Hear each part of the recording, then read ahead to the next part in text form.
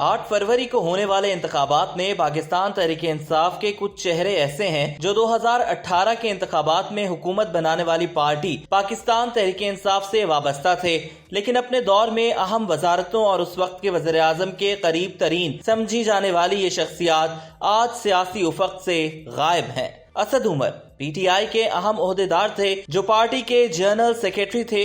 वो साल 2018 के आम इंतखाबात में इस्लामाबाद से कौमी असम्बली के हल्का NH-54 इस्लामाबाद 3 से कामयाब हुए। असद उमर इमरान खान की काबीना के अहम वजीर भी थे जिन्हें वजारत खजाना की जिम्मेदारियां सौंपी गई थीं। ताहम असद उमर ने अपनी वजारत से इस्तीफा दे दिया था, जिसके बाद उन्हें मंसूबाबंदी का वजीर बनाया गया। सानेहा 9 मई के बाद पीटीआई के खिलाफ किए जाने वाले क्रैकडाउन के बाद असद उमर ने पहले पार्टी ओहदे से इस्तीफा दिया, फिर कुछ अरसे बाद उन्होंने सियासत से अलहदगी का ऐलान कर दिया, जिसके बाद अब असद उमर अमली सियासत से बाहर हैं।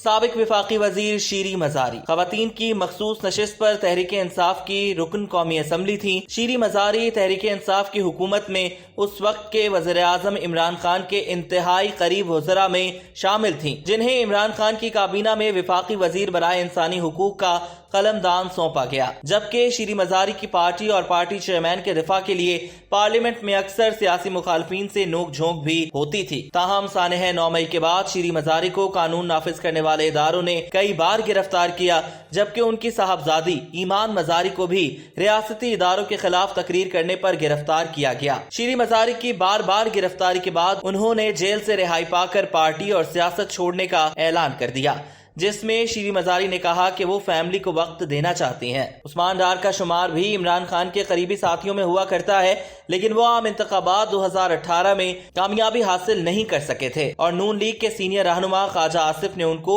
शिकस्त दी थी। उस्मान डार इमरान खान की काबीना का हिस्सा थे जो वज़ीर आज़म के मुआवने खुसूसी थे। ताहम उस्मान डार अब आम इंतखाबात 2024 में हिस्सा नहीं ले रहे। अलबत्ता उनकी वालिदा रेहाना डार ने इंतखाबी मैदान में उतरने का फैसला किया, जिनके कागजात नामजदगी मंजूर कर लिए गए।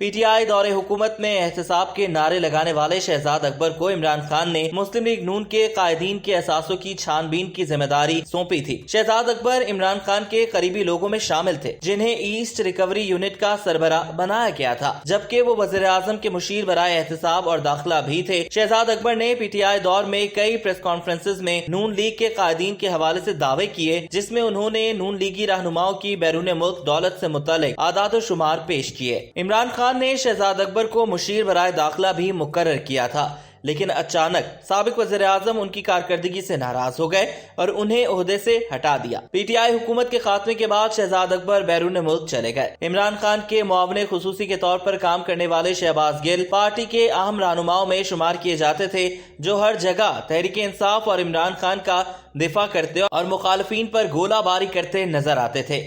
शहबाज गिल आम इंतखाबात 2024 में कौमी असम्बली की नशिस्त के लिए उम्मीदवार भी समझे जाते थे, लेकिन कानून नाफिज करने वाले इदारों के हाथों गिरफ्तारी के बाद शहबाज गिल भी पीटीआई से दूर दूर नजर आए और फिर बैरून मुल्क रवाना हो गए। पीटीआई दौरे हुकूमत से पहले भी इमरान खान के इंतहाई करीब समझे जाने वाले मुराद सईद आम इंतखाबात 2018 में NH-4 से कामयाब हुए थे। वो इमरान खान की काबीना में विफाकी वजीर बराए पोस्टल सर्विसेज थे, जो पीटीआई के सरगर्म वजीर समझे जाते थे। मुराद सईद इमरान खान की हुकूमत के खात्मे के बाद उनकी अदालत में पेशियों पर भी पेश होते थे, लेकिन सानेह 9 मई के बाद से मुराद सईद रूपोश हैं।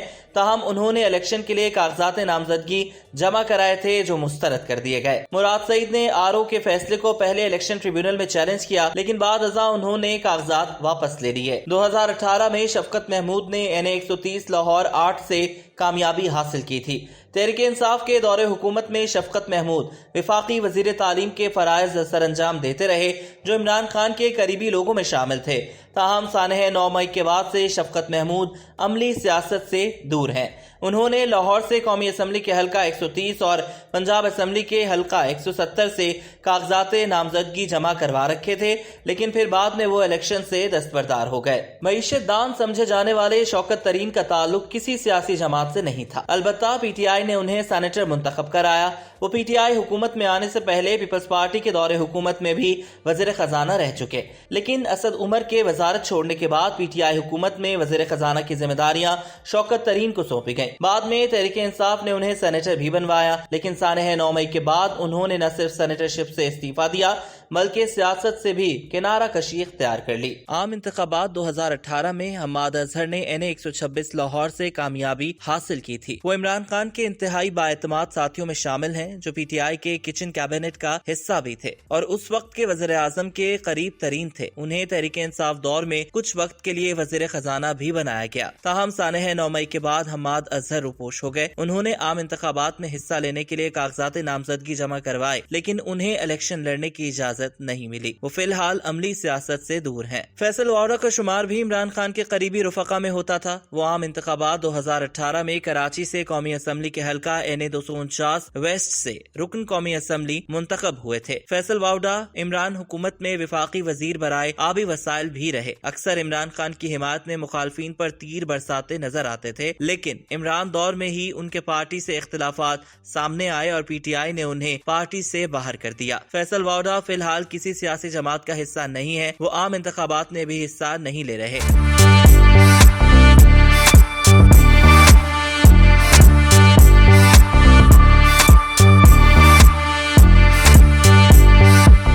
2018 میں پی پی 286 ڈیرہ غازی خان سے رکن پنجاب اسمبلی منتخب ہونے والے عثمان بزدار ایک غیر معروف سیاسی شخصیت تھے۔ پی ٹی آئی دور حکومت میں عثمان بزدار اچانک سیاست میں اس وقت نمودار ہوئے جب عمران خان نے حیران کن طور پر ایک غیر معروف سیاستدان کو پنجاب کی وزارت اعلیٰ کے لیے چنا۔ عثمان بزدار تقریباً 4 سال پنجاب کے وزیر اعلیٰ رہے، لیکن ان کے دور میں انہیں مسلسل تنقید کا سامنا ہی رہا، جبکہ یہ رپورٹس بھی میڈیا پر نشر ہوئی کہ عمران خان اور اس وقت کی اسٹیبلشمنٹ کے درمیان دوری کی پہلی وجہ عثمان بزدار بھی تھے، جن کی کارکردگی سے مقتدر حلقے خوش نہیں تھے۔ انہوں نے عمران خان سے بزدار کو بارہا ہٹانے کا کہا، لیکن بزدار کو نہیں ہٹایا گیا۔ لیکن عمران خان کو بالآخر یہ سخت فیصلہ لینا پڑا۔ پھر بزدار کو وزارت سے ہٹا کر پرویز الہی کو یہ قلمدان سونپا گیا۔ تاہم سانحہ 9 مئی کے بعد عثمان بزدار نے بھی پی ٹی آئی اور سیاست سے کنارہ کشی اختیار کی۔ زلفی بخاری عمران خان اور ان کی اہلیہ بشرا بی بی کے انتہائی قریب ترین سمجھے جاتے ہیں۔ وہ پی ٹی آئی دور حکومت میں عمران خان کے معاون خصوصی رہ چکے ہیں، جن سے متعلق یہ سمجھا جا رہا تھا کہ وہ عام انتخابات 2024 میں پی ٹی آئی کے ٹکٹ ہولڈرز میں شامل ہوں گے، تاہم پارٹی کے دیگر کرتا دھرتاؤں کی طرح وہ بھی منظر عام سے غائب ہیں۔ تحریک انصاف کے رہنما اور عمران خان کے دیرینہ ساتھی فیصل جاوید بانی پی ٹی آئی کے قریبی لوگوں میں شامل ہیں، جو عموماً جلسے جلوسوں میں کمپیئرنگ کے فرائض سر انجام دیتے رہے۔ وہ پی ٹی آئی حکومت میں بھی کافی سرگرم تھے۔ عمران خان نے اپنی وزارت عظمیٰ کے دور میں فیصل جاوید کو معاون خصوصی مقرر کر رکھا تھا، جو ہر پلیٹ فارم پر نہ صرف پی ٹی آئی کی پالیسیز کا دفاع کرتے تھے بلکہ مخالفین پر مسلسل تنقید بھی کرتے تھے۔ تاہم سانحہ 9 مئی کے بعد فیصل جاوید روپوش ہیں۔ وہ تحریک انصاف کی طرف سے سینٹ کے رکن ہیں، جن کی رکنیت کی مدت مارچ میں ختم ہوگی۔ اس کے علاوہ تحریک انصاف حکومت کے کئی نام ایسے بھی ہیں جو اس وقت طاقتور تصور کیے جاتے تھے، لیکن اب وہ شخصیات یا تو پارٹی سے کنارہ کشی اختیار کر چکی ہیں